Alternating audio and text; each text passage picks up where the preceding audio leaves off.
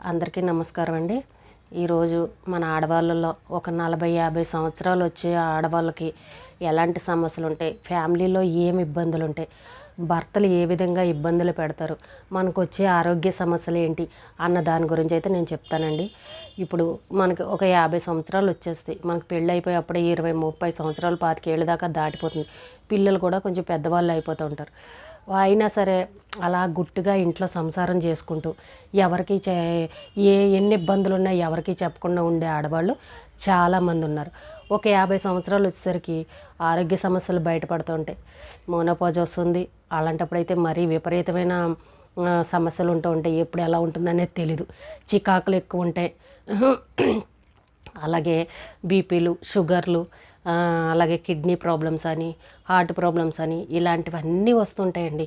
వీటికి మళ్ళీ మెడిసిన్స్, మనం హాస్పిటల్కి వెళ్ళడం ఇలాంటివన్నీ జరుగుతుంటాం. అలాగే ముఖ్యంగా ఆడవాళ్ళకి వర్టిగో సమస్య వస్తుందండి.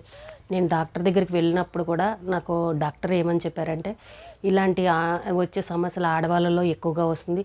అలాగే భార్యాభర్తల మధ్య గొడవలు ఉన్నవాళ్ళు, కొంచెం మెంటల్ టెన్షన్ ఉన్నవాళ్ళు, ఎక్కువగా ఆలోచించేవాళ్ళు, ఇలాంటి సైలెంట్గా టార్చర్ పెట్టే భర్తలు ఉంటారు. వాళ్ళు ఎవరికి చెప్పుకోలేరు. అలాంటి ఆడవాళ్ళలో ఎక్కువగా ఈ సమస్య వస్తుంది. ఎక్కువగా ఆలోచించడం, ఎక్కువ టెన్షన్లు పట్టడం ఇలాంటివి అయితే చేయకూడదు. మోనోపాజ్ వచ్చే టైంలో కూడా ఇలాంటి సమస్యలే వస్తుంటాయి. ఒక 40-50 ఇయర్స్ వచ్చే వరకు అని చెప్పేసి డాక్టర్ చెప్పడం కూడా జరిగిందండి. దాని గురించి అయితే నేను చెప్తాను. చాలామంది ఆడవాళ్ళకి భర్తలు పెట్టే టార్చర్ ఎలా ఉంటుందని చెప్పను. అందరూ అని నేను చెప్పనండి. మంచి భర్తలు కూడా ఉన్నారు. కొంతమంది ఉంటారండి, చాలా సైలెంట్గా ఉంటాడు, రాముళ్లాగా ఉంటారు ఇంట్లో. అసలు ఎవరన్నా చూస్తే అబ్బా నీ భర్త అమాయకుడు ఎంత మంచివాడో, నోట్లో నాలుక లేదు, ఎంత సైలెంట్గా ఉంటారో, నీ మాటే వినబడుతుంది కానీ అతను ఎంత మంచివాడో అని చెప్పేసి వీధిలో అందరూ చెప్పుకునే విధంగా ఉంటారండి. అసలు అలాంటి వాళ్ళ టార్చర్ ఎలా ఉంటుందో చెప్పనండి. ఇప్పుడు మీరు ఇంట్లో ఉంటారు, ఏ అత్తగారో మామగారు ఎవరో ఉంటారు, అత్తగారు ఉంటుంది. ఇప్పుడు ఆయన బయట నుండి వచ్చారు, మీరు ఏ కాఫీయో పట్టుకొచ్చి ఇచ్చారనుకో, మంచినీళ్ళు కానీ ఏదైనా తెచ్చిచ్చారనుకో, ఆయన మానసికంగా ఎలా దెబ్బ కొడతా చెప్పిన, ఒంటి మీద దెబ్బ కొడితే కాసేపటికి తగ్గుతుంది, సరే కొట్టారని అనుకుంటాం. కానీ ఈ కొట్టిన దెబ్బ సాక్ష్యాలు ఉండవు, అసలు కనిపించదు ఈ దెబ్బ. అలా గుండె మీద కొడతారనమాట. అలాంటి మగవాళ్ళు ఉన్నారు. మీరు ఏ మంచినీళ్ళు కాఫీ ఇచ్చారనుకో, అక్కడ తగలెట్టు దరిద్ర మొఖాన్ని.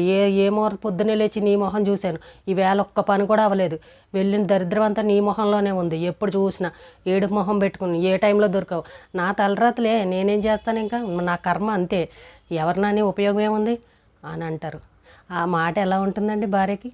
నువ్వు ఒక 20 ఏళ్ళు కాపురం చేసిన తర్వాత కూడా, పిల్లలు పెద్దవాళ్ళు అయిపోయిన తర్వాత కూడా నువ్వు ఈ మాట మాట్లాడావంటే ఆ భార్యని ఎలా కొట్టినట్టండి? అసలు ఆ మాటకి సాక్ష్యం అనేది ఉంటుందా? మీరు వెళ్ళి చెప్పారనుకో, అత్తగారు విందనుకోండి ఎదురుగుండగా, వాడు ఏదో చిరాకులో ఉన్నాడులే, బయట నుండి వచ్చాడు, వాడికి బోల్డ్ సమస్యలు ఉంటాయి, ఒక మాట అంటే ఏమైంది, నిన్నే కదా అన్నాడు, పెళ్ళాన్ని అనకపోతే ఎవరిని అంటాడు? ఇంకా అన్నీ ఓపికగా భరించాలి, ఇంకా దానికి కూడా పట్టించుకుంటే ఎలాగా అని అత్తగారు కొడుకుని వెనకేసుకొస్తుంది. అలాగే మీరు పుట్టింట్లో చెప్పారనుకోండి, ఇంకా ఏజ్ వచ్చాక 40 ఇయర్స్ వచ్చాక పుట్టింట్లో చెప్తామా అండి ఎవరమైనా? వాళ్ళు ఏమంటారో తెలుసా అండి? ఇంకా ఇలాంటివన్నీ ఉంటాయమ్మా భార్యాభర్తల మధ్య, చిన్న మాట అంటే ఏముంది, పట్టించుకోడు, తన నోట్లో అసలు నాలుకే ఉండదు, ఎప్పుడో ఒక మాట అంటే దాన్ని పట్టించుకోవాలేంటి, అంత సీరియస్గా ఏం తీసుకోకూడదు అని చెప్పేసి ఇలాంటివన్నీ చిన్న చిన్నవి ఉంటాయి, సర్దుకుపోవాలి అని పుట్టింటి వాళ్ళు అంటారు. ఇంకెవరికి చెప్పుకుంటారండి? పక్కింటి వాళ్ళకి చెప్పుకుంటే లోకమే కదా, వాళ్ళకి చెప్పినా వాళ్ళు ఏం చేస్తారు? బయట వీధిలో అందరికీ పెళ్ళం గయ్యాలది అన్నట్టు, మొగుడు చాలా మెతక అన్నట్టు అందరికీ ప్రచారంలో ఉంటుంది. అత్తగారు అంటుంది, మా కోడల నోరు ఎక్కువ కనబడుతుంది, మా అబ్బాయి నోరు అస్సలు కనబడదు, నిజంగా రాముళ్ళ అంటాడు, వాడు పని ఏంటో వాడు చూసుకుంటాడు, వెళ్ళిపోతాడు అని అన్నట్టు అని అత్తగారు తరపు వాళ్ళు అందరూ మాట్లాడతారు. మా అన్నయ్య అసలు నోట్లో మాటే ఉండదు, ఎప్పుడు ఏమీ అనడు, మమ్మల్ని ఏమనేవాడు కదా, ఇంక నిన్నేమంటాడు, మా వదిన్ని ఎంత బాగా చూసుకుంటాడో, మా మరదల్ని ఎంత బాగా చూసుకుంటాడో మా తమ్ముడు అని ఆడపడుచులు కూడా ఉంటారు. కానీ అలా కొట్టిన దెబ్బ అయితే కనబడుతుందండి. ఒక ఆయింట్మెంటో లేకపోతే ఒక పౌడర్ ఏదో రాసుకుని సర్దుకుంటాం. మనసు మీద కొట్టిన దెబ్బకి సాక్ష్యాలు ఉంటాయా అండి? ఎవరన్నా ఏదైనా ఒక వంట చేసి పెట్టారనుకోండి, భార్య పెట్టిందనుకోండి, దానికి వంకలు పెట్టే భర్తలు కూడా ఉన్నారు ఈ రోజుల్లో. ఏంటి ఈ కూర దరిద్రంగా ఉంది, ఏంటి ఇది ఇలా ఉంది అని నన్ను మాట్లాడతారు. అదే 4 రోజులు భార్య లేకపోతే ఆ ఫుడ్ పెట్టేవాళ్ళు ఎవరైనా ఉంటారా? భార్య విలువ అనేది తెలియదా అండి అప్పుడు? చాలామంది అనే భర్తలను చూశాను. 4 రోజులు భార్య కనబడకపోతే ఆ విలువ ఏంటనేది తెలుస్తుంది. ఇవన్నీ మెంటల్ టెన్షన్ కాస్త ఇంటికి వచ్చి ప్రేమగా భర్త మాట్లాడి చేస్తే ఏ భార్య అయినా ఎంత హ్యాపీగా ఉంటుందండి. అనారోగ్య సమస్యలు కూడా పక్కన పెట్టేస్తుంది. హాస్పిటల్కి వెళ్ళే అవసరమే లేదు. మనసు అండి, మానసిక సమస్య అని అంటూ ఉంటారు చూసారా, ఆ మానసిక సమస్య అనేది ఇదే. మనసు ప్రశాంతంగా ఉన్నప్పుడు ఎలాంటి ఆరోగ్య సమస్యలు రావు. మనసులో ఎప్పుడైతే టెన్షన్లు ఉన్నాయో, ఇలాంటి టార్చర్లు ఉన్నాయో, అదే ఆలోచన పెట్టుకున్నామంటే ఇమీడియట్లీగా అనారోగ్య సమస్యలు వచ్చేస్తాయి. ప్రతి ఒక్క ఆడవాళ్ళకి కూడా ఏదైనా సమస్యలు ఉన్నాయంటే ముందు ఈ కుటుంబంలో తన భర్త ప్రేమగా చూసుకుంటున్నాడా లేదా అనేది చూసుకోవాలండి. ముఖ్యంగా మగవాళ్ళు ఎవరున్నా సరే తన భార్యకి అన్ని సమస్యలని భార్య చెప్పుకోలేరు. అలాంటప్పుడు భర్తలే అర్థం చేసుకుని తనకి చేదోడు వారదోడుగా ఉంటూ సాయం చేస్తూ నేను ఉన్నానులే నీకని ఒక్కొక్కసారి సర్దుకుపోయి ఎప్పుడన్నా తను చేయలేని పరిస్థితిలో, వంట చేయలేని పరిస్థితిలో ఉన్న బయటికి తీసుకెళ్ళి పెట్టి అలాగా పెడితే తన భార్య నిజంగా పొంగిపోతుందండి. ఏముండదు అక్కడ ఖర్చు. తన భార్యకి ఒక్క పూట మీరు బయట నుండి తెప్పించన్నా, లేకపోతే ఎందుకు బయటికి వెళ్ళి తిందాం రా అని చూడండి, ఆ భార్య పొంగిపోతుంది. ఇంక అంతకంటే హ్యాపీ అనేది ఉండదు. ఇన్ని రోజులు కష్టపడి రోజు మీకు వండి పెడుతున్న భార్యకి ఒక్కరోజు బయట తీసుకెళ్ళి పెడితే ఎంత హ్యాపీగా ఫీల్ అవుతుంది చెప్పండి. ఇప్పుడు పిల్లలైతే ఖచ్చితంగా బయటకు వెళ్ళి తినడం ఇలాంటివన్నీ చేయగలుగుతున్నారు. కానీ ఒక 40-50 ఏజ్ వచ్చిన వాళ్ళైతే ఇలాంటివి అప్పట్లో ఉండేవి కాదు, తక్కువ ఉండేవి. బయటకు వెళ్ళడం అనేది తక్కువ ఉండేది. కానీ ఇప్పుడు పిల్లలైతే మాత్రం ఖచ్చితంగా భర్తతో బయటకు వెళ్ళడాలు, ఆర్డర్లు పెట్టి తెప్పించుకోవడాలు. ఇప్పుడు జనరేషన్ అంతా మారిపోయింది. కానీ ఒక 50 ఏజ్ ఉన్న ఆడవాళ్ళకైతే వాళ్ళకి ఇలాంటి చిన్న చిన్న విషయాలకే నిజంగా పొంగిపోతారండి. నీకు ఇష్టమైంది కొనుక్కొని అక్కడ ఏం వేలు లక్షలు ఖర్చు పెట్టక్కర్లా. భార్యకి ఇష్టమైంది, తనకి ఇష్టమైంది ఏంటో మీరు ఒక్క పూట తెచ్చి పెట్టారంటే నిజంగా ఆనందం అసలు మాటల్లో చెప్పలేని ఆనందం. మా ఆయన నా కోసం కొనుక్కొచ్చారని ఆనందపడిపోతుంది. అలాంటి చిన్న చిన్న విషయాలను కూడా భర్తలు ఎందుకు మిస్యూజ్ చేసుకుంటారో నాకు అర్థం కాదు. కావాలని ఇంట్లో గొడవలు పెట్టుకోవడం, అస్తమాను సూటిపోటి మాటలు అనడం, అందరి ముందు చులకన చేసి మాట్లాడతారు. వాళ్ళ కుటుంబ సభ్యులు 10 మంది ఉన్నారనుకోండి మాట్లాడుతుంటారు. భార్యను అక్కడ ఎగతాళి చేసి, లోకువు చేసి, తన మీద జోకులేసి వీళ్ళందరూ నవ్వుకుంటూ ఉంటే పాప మా అమ్మాయిని ఏదో ఒకటి అని వీళ్ళందరూ నవ్వుకుంటూ ఉంటారు. అంత చిన్న బుచ్చే విధంగా చేస్తారు. అలా చేస్తే తనకి ఒక మనసు ఉంటుంది కదండి. తను బాధపడుతుంటే ఎలా ఉంటుంది చెప్పండి. అలా చేయకూడదు కదా.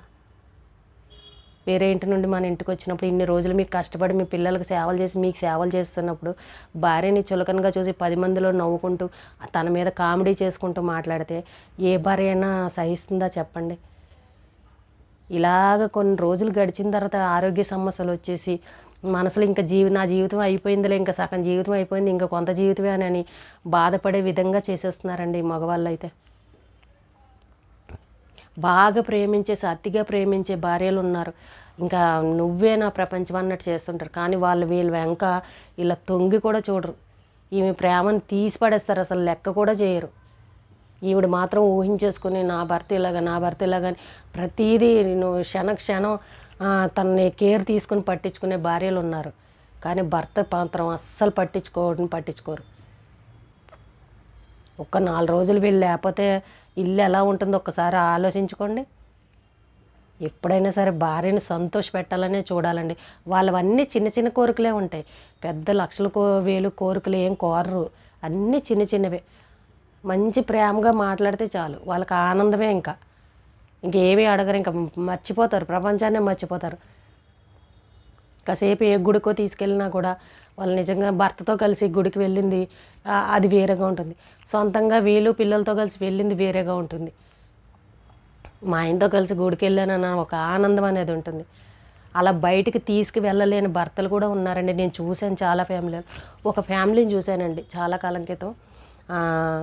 పూర్వకాలంలోనే అసలు మనం ఇప్పుడంటే అప్పుడు మేము చిన్నవాళ్ళం, ఇప్పుడంటే వాళ్ళు ముసలి వాళ్ళు అయిపోయారు, భర్త కూడా చనిపోయారు చెప్తారు. ఒకే ఇంట్లో ఉంటారు. వాళ్ళకి 2 ఆడపిల్లలు 2 మగపిల్లలు, చక్కగా 4 పిల్లలు. కానీ ఆయన ఏం చేసేవాడు చెప్పనా, ఎకరాల పొలాలు ఉండేవి, ఒక 2-3 ఎకరాలు అలా ఆస్తి ఉండేది. శుభ్రంగా ఏ పని ఉద్యోగాలు ఏమి ఉండేవి కాదు. అరుగుల మీద కూర్చుని అప్పట్లో లోగిళ్ళు ఉండేవి కదండి మా పురకాలంలో పెంకుటిల్లులు అలాగా అరుగుల మీద కూర్చుని ఓ నలుగురిని పోగేసుకొని శుభ్రంగా ప్యాకెట్లాడి ఇంక 24 గంటలు కాఫీలు తెప్పించుకుని తాగడం ఇంట్లోంచి అరుగుల మీద కూర్చొని ఆ ఎకరాలు తాకట్లు పెట్టేసి అప్పులు చేసేసి ఆ అప్పులన్నిటికీ మళ్ళీ బాకీల కింద ఆ ఎకరాలు అమ్మేసేసి ఆస్తి అంతా నాశనం చేసి 24 గంటలు ప్యాకెట్లు ఆడేసి ఆస్తులు తగలబెట్టేసిన మగాళ్ళు ఉన్నారు. చూశాను అలాంటి ఫ్యామిలీ. ఇంకా పిల్లలు భార్య పెళ్ళిళ్ళు చెయ్యాలి, వాళ్ళకి ఇంట్లో ఖర్చులు ఉంటాయి అన్నది అస్సలు పట్టించుకునేవారా కాదు. అన్నీ ఈవిడ ఎంతకాలం అని పడుతుందండి, ఒకే ఇంట్లో ఉంటారు. ఇంక ఇలాంటివన్నీ భరించలేక ఆ భార్య మాట్లాడడం మానేసింది. ఆ పిల్లలే చూసుకునేవారు. వస్తే టైంకి రావడం, అన్నం పెట్టడం, పిల్లలు తినడం, పడుకోవడం, మళ్ళీ తెల్లారు లేచి ఆ ప్యాకెట్లు ఆడేయడం అరుగుల మీద కూర్చొని. అలాగే ఎకరాలు నాశనం చేసిన వాళ్ళు కూడా ఉన్నారండి అప్పుడు కాలంలో.